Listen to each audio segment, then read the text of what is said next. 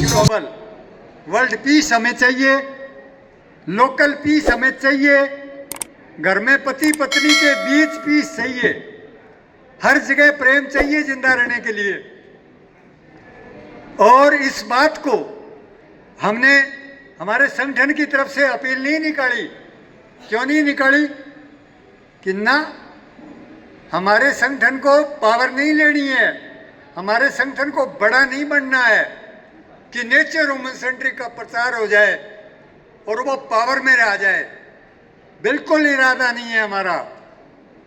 हमारा इरादा है कि 800 करोड़ लोगों का, चाहे वो ऊपर किसी सत्ता में बैठे हों, चाहे मजदूर किसान हों, गरीब से गरीब, उनका एजेंडा बदले। हमारा मकसद क्या है कि प्रो नेचर, प्रकृति और मानव केंद्रित एजेंडा अगर इस धरती पे आता है, सिस्टम बनता है वर्ल्ड का, तो प्रकृति बचेगी, मानव बचेगा, बायो लाइफ बचेगी।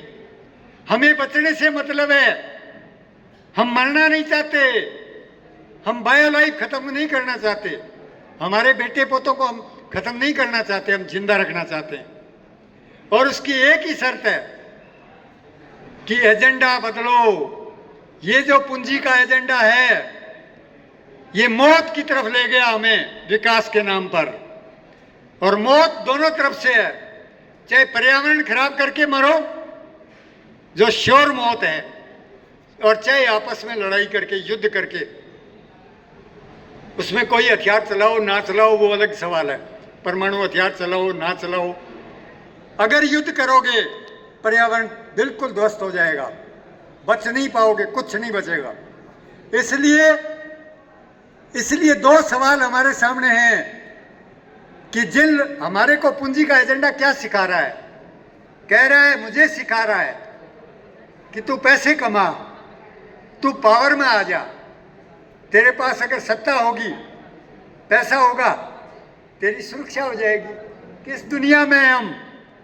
टाइटैनिक जहाज सारा डूबेगा, ना मैं बच सकता, ना मेरी जाति, ना मेरा धर्म, ना मेरा देश, ना मेरा सार्क कंट्री, सार्क, और ना मेरी पृथ्वी पर जीवन नहीं बचेगा।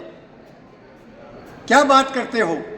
जो ये रिप्रेजेंटेटिव डेमोक्रेसी है, जो राजनीतिक पार्टियां कहती हैं कि सत्ता बदल दो, क्या बदल दोगे तुम?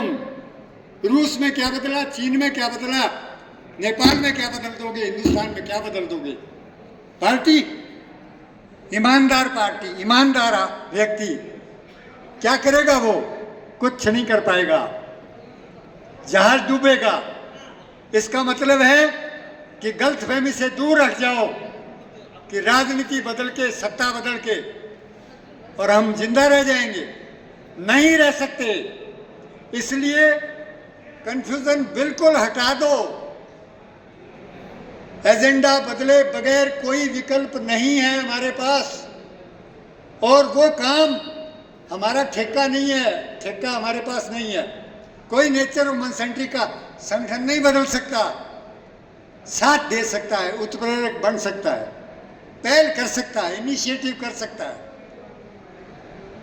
बदल नहीं सकता। बदलने के लिए 800 करोड़ लोगों का एजेंडा, विचार बदलना पड़ेगा, नहीं तो मरना ही पड़ेगा। समझ रहे हो बात को? इसलिए हमें पावर, पैसा, अपनी प्रसिद्धि, अपने संगठन की बल्ले बल्ले नहीं करवानी हमें। इसलिए संयुक्त मोर्चे बनाओ। जब नेपाल में भूकंप आया था, मेरे साथी सुखदेव जी बैठे हैं, मैंने नेपाल के साथियों को कहा, और मेरे देश में मैं फोन करता था किसी समाज सेवी संस्था को, किसी को भी, कि भाई ऐसी ऐसी बात है। एक टेंट वाले उनके साथी थे कलकत्ता में, मैंने उनको फोन किया कि वहाँ अस्पताल बनाने पड़ेंगे नेपाल में, तो आप टेंट बनाते हो, तो आप भेज सकते हो क्या? उन्होंने मुझे कहा, आप अपने जो भी साथी आपके हैं उनको नंबर दे दो मेरे, और मैं कोशिश करूँगा टेंट भेजने की। और उन्होंने भेजे। मैं एक नहीं, पूरे 1 महीने तक आपको बताऊं, पूरे 1 महीने तक मुझे कोई नहीं जानता, उसने वापस फोन नहीं किया। मैंने सैकड़ों जगह पर कहा कि आप सहायता कर सकते हो, उसने कहा बताइए। मैंने कहा ये नंबर है, फोन आएगा और अगर आप सहायता कर सकते हो तो करिए। और लगभग किसी ने जवाब नहीं दिया। थोड़ी बहुत सहायता पहुंचाई पंजाब से, तो आपको पता ही है सुखदेव जी लिए लगे हुए थे। इन्होंने कोई नेचर वुमन सेंटर का वहाँ बैनर नहीं लगाया, ये सीधे सीधे उतरे और लोगों से, किसानों से और दुकानों से गेहूँ मांगे। 4 ट्रक या 4 या 5 ट्रक जो है वो गेहूँ के भर के और हमने यहाँ पहुँचाया। वो अलग बात है कि भारत की सरकार और नेपाल की सरकार, ये पॉलिटिशियन ने बाधा डाली है बॉर्डर पर। हमें हमारे जैसी समाज सेवी संस्थाओं को समाज सेवा नहीं करने दी इन्होंने, समझे। और किसी ने मुझे ये नहीं पूछा तू है कौन, मैं मंत्री हूँ, मैं तो कुछ भी नहीं, वार्ड पंच भी नहीं, सरपंच भी नहीं। घायल बहुत लोग हैं, तुम्हारे पास अगर डॉक्टर दवा है तो पहुंचाओ। तो उन्होंने कितना पहुंचाया कितना नहीं पहुंचाया मुझे नहीं पता, पर उन्होंने यस कहा, मुझे कहा यस। मैं कौन हूँ, कुछ भी नहीं हूँ और सब कुछ हूँ। मैं मजाक में कह देता हूँ, कोई पूछे ना क्या हो आप, मैं कहता हूँ बहुत कि एक सच्चा इंसान, ठीक एजेंडे वाला, एजेंडा ठीक होना चाहिए। सारी दुनिया आपके पीछे लगेगी, कोई नहीं पूछेगा कि आप कौन हो, क्या नेता हो, क्या बुद्धिजीवी हो, कोई मंत्री हो, किसी देश में आपकी कोई ओहदा है आपके पास, कोई नहीं पूछेगा। 800 करोड़ लोग आपको फॉलो करेंगे, पर हमारे में ये बात नहीं आ जानी चाहिए कि हम पावर लेंगे और तुम्हारा भला करेंगे। छोड़ दो इसको। ये रिप्रेजेंटेटिव डेमोक्रेसी, ये पूंजी का एजेंडा है। राजनीतिक पार्टियां पूंजी के एजेंडे को लेकर चल रही हैं। वो कुछ नहीं कर सकती, वो बचा नहीं सकती मानवता को। इसलिए मैं उनका खिलाफी नहीं हूं। मैं किसी राजनीतिक पार्टी के लीडर या कार्यकर्ता को इंसान मानता हूं।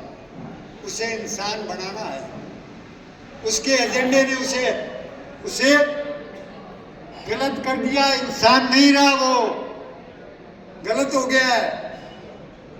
इसलिए एजेंडा ठीक करो, उसका भी, पुतिन का भी ठीक हो जाए तो वो भी खुद भी जिंदा रहेगा और दुनिया भी रहेगी। बात ये है, बस मैं इसको इलाबोरेट नहीं कर सकता। बस मैं बात एक कहना चाहता हूँ, एक और बात, बस फिर खत्म। एक बात मैं ये कहना चाहता हूँ कि हमारा जो कॉमन इंटरेस्ट, साझा हित किस बात में है? सब जीवों का, सब इंसानों का साझा हित ये है कि पर्यावरण ठीक रहे, शुद्ध हवा रहे, शुद्ध पानी रहे, शुद्ध भोजन रहे। ये हमारा कॉमन इंटरेस्ट है, ये सबका है, सब जीवों का है। परंतु ये तो एक पक्ष है, ये हेड है। और टेल क्या है? टेल ये है कि मेरा व्यक्तिगत हित, बायो लाइफ, बायो सोशल हूं मैं, सामाजिक पहलू मेरा साझा है, पर बायो पहलू मेरा अलग है, निजी है। रात को खाना खा के ही सो सकता हूँ। मैं नहीं कह सकता कि मेरे हिस्से का आप खा लो। अगर मेरे कुछ सिर दर्द हो जाए तो दवा मुझे खानी पड़ेगी, किसी मित्र को नहीं खिला सकता। इसलिए मेरा दोहरा चरित्र है, मैं बायो भी हूँ, मैं सोशल भी हूँ और मैं हर इकाई का मेंबर हूँ। मैं एक परिवार का सदस्य भी हूँ, एक गांव का भी हूँ, एक जिले का हूँ, एक राज्य का हूँ, एक देश का हूँ। हो सकता है कोई जाति धर्म भी माने, मैं तो नहीं मानता, चलो मैं जाति धर्म का भी हूँ। मैं हर तरह की गरीब वर्ग से भी हूँ, किसान वर्ग से हूँ। मेरी कितनी आइडेंटिटी है, सारी है ना। तो कभी मैं किसान बन जाता हूँ, जब किसान आंदोलन में हम सपोर्ट करते हैं, मैं किसान बन जाता हूँ। और जब मैं ट्रेड यूनियन का मैं सहयोगी रहा हूँ तो मैं मजदूर नेता बन जाता हूँ, मजदूर बन जाता हूँ। इसका मतलब क्या है कि हमारा जब कभी टकराव आता है, कई बार आता था कि मजदूर कहता है कि अनाज सस्ता होना चाहिए, किसान कह देता है कि यार मुझे एमएसपी दे दो, भाव दे दो ना, ज़्यादा दे दो। अगर उन दोनों में संतुलन बिठाना, पूरकता कायम करना, ये हमारा काम है। यानी दुनिया की विभिन्न इकाइयाँ, चाहे वो राष्ट्रों की हैं, वो आपस में एक दूसरे को न्याय दें, जाति न्याय दे, धर्म न्याय दे, वर्ग न्याय दे, राष्ट्र न्याय दे, हर महाशक्तियाँ न्याय देना एक दूसरे को। अगर हम समतावादी समाज, न्यायपूर्ण समाज नहीं बना सके तो हम दुनिया की विश्व शांति भी नहीं ला पाएंगे और पर्यावरण भी ठीक नहीं कर पाएंगे। बस मैं इतनी बात कह रहा हूँ, इसको बाद में कभी अपन और डिस्कस करेंगे। धन्यवाद।